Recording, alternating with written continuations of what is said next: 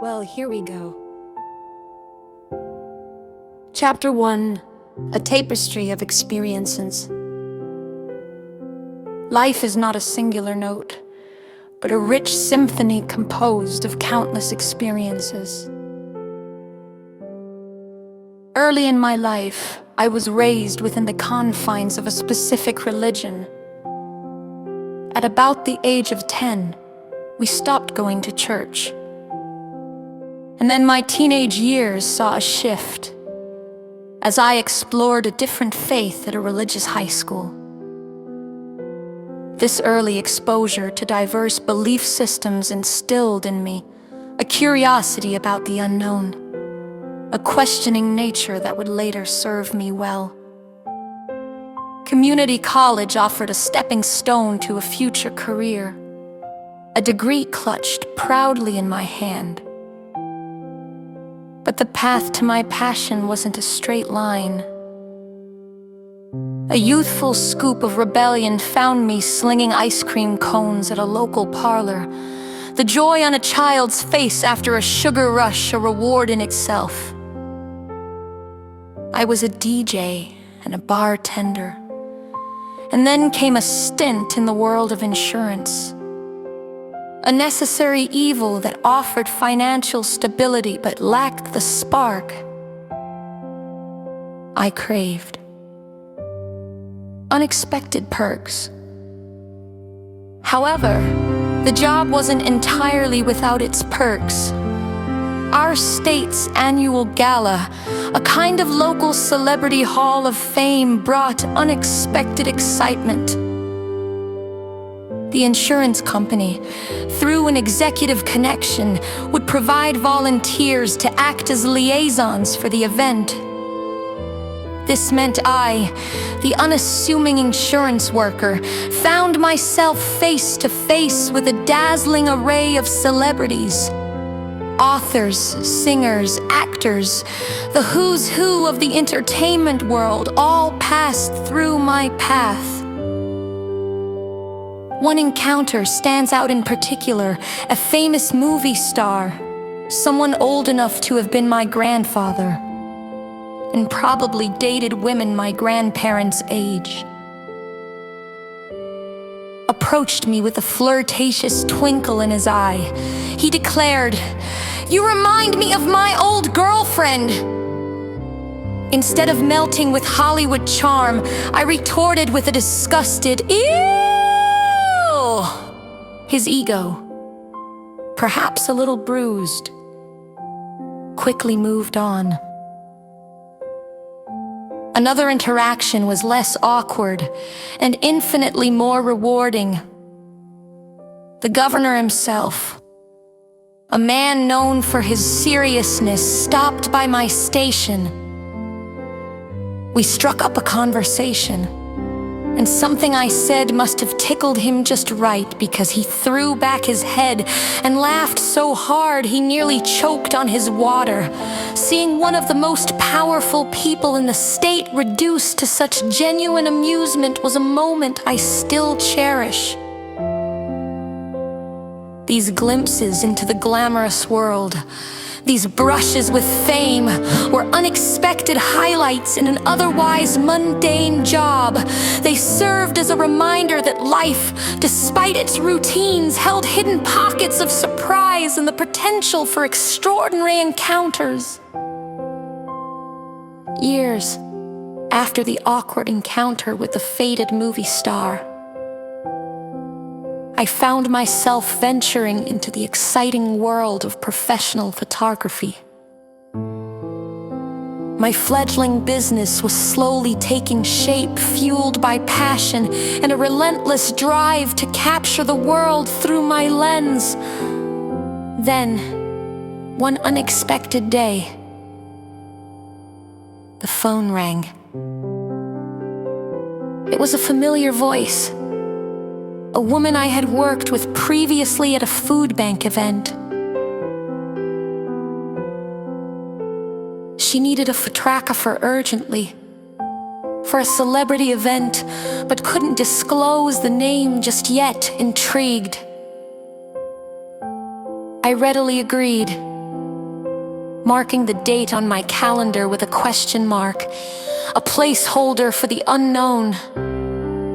The night before the event, the veil of secrecy lifted, my heart pounded with a mixture of excitement and disbelief as she revealed the name.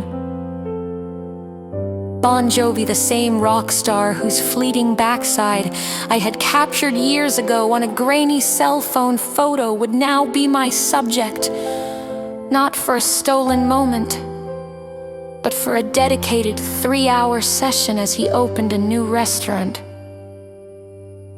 The experience was nothing short of phenomenal. Bon Jovi, the larger-than-life persona, was in person, every bit as charismatic and genuine as his music. Working with him wasn't just a professional opportunity. It was a chance to connect with someone I had unknowingly admired for years.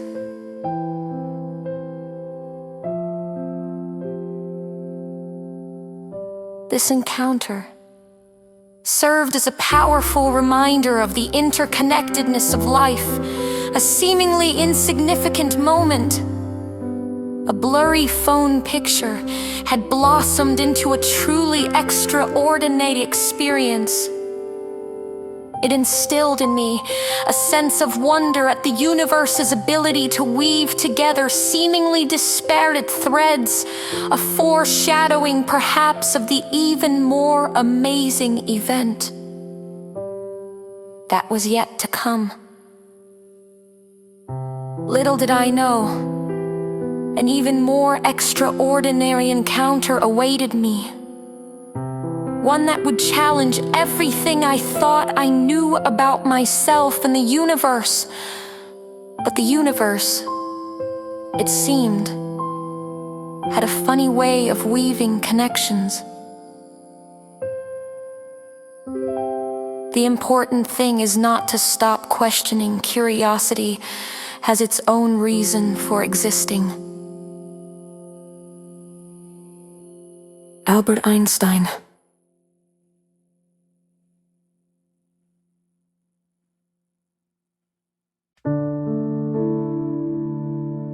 So, let's get into it. Chapter 2, The Silent Triangle. 4 years ago, the world felt shrouded in a strange kind of quiet. It wasn't the peaceful quiet, but the tense hush that settles over a community grappling with the unknown. Yet, amidst that collective unease, something extraordinary unfolded in the quiet skies above my house. It wasn't a news report or a hoodwinked story, but a silent metal triangle, a visitor from the unknown that ignited something deep within me, something that would forever alter the course of my life.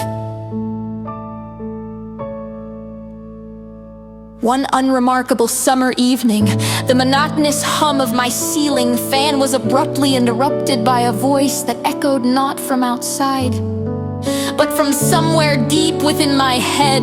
It was a clear, calm voice, yet laced with an urgency that sent shivers down my spine. "Get your husband," it said, "and go outside." Heart hammering against my ribs, I bolted into my husband's office. "Hey, come outside with me," I blurted, my voice laced with a tremor I couldn't control. He glanced up from his computer, a questioning look in his eyes. "Hold on a minute," he said, raising a finger, oblivious to the invisible hand tugging me towards the back door.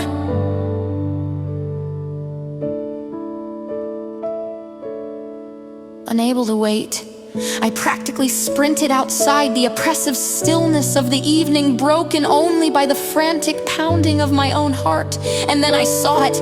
The sight that greeted me was both terrifying and enthralling. Hovering silently in the inky blackness, a massive metallic object traced a slow, deliberate path across the canvas of the night sky. It was triangular, dwarfing even the largest houses on our street with its sheer size. An eerie silence surrounded it, broken only by the faint hum that seemed to emanate from its metallic hull. 5 glowing red orbs adorned its underbelly, forming a perfect V shape that burned into my memory. At that moment, a primal instinct, a desperate plea to protect my loved ones, surged through me. Frustration bubbled up as I realized I was alone in witnessing this spectacle. But the overwhelming wonder soon eclipsed the disappointment. For the next 45 seconds, I stood transfixed, mesmerized by the silent dance of the metallic triangle across the night sky. Then, as inexplicably as it had arrived, the object vanished behind a line of trees, leaving behind an inky void and a lingering echo of its presence. The weight of its presence lifted, replaced by a feeling of understanding that echoed within me. But something else had shifted, an undeniable physical response that left me breathless and bewildered. This wasn't just a visual encounter, it was a visceral experience that defied explanation. In the following days, I grappled with the weight of what I had seen, the skepticism of those around me, and this unbearable fear that I was losing my grip on reality. Little did I know, this was just the beginning of a journey that would challenge everything I thought I knew about myself, the universe, and the very fabric of reality.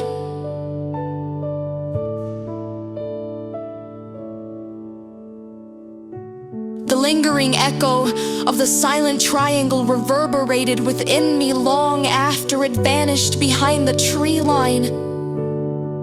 The initial shock had given way to a burning curiosity, a desperate need to understand what I had witnessed. Was it a figment of my imagination, a hallucination triggered by the stress of the pandemic, or was it something more, something real and extraordinary?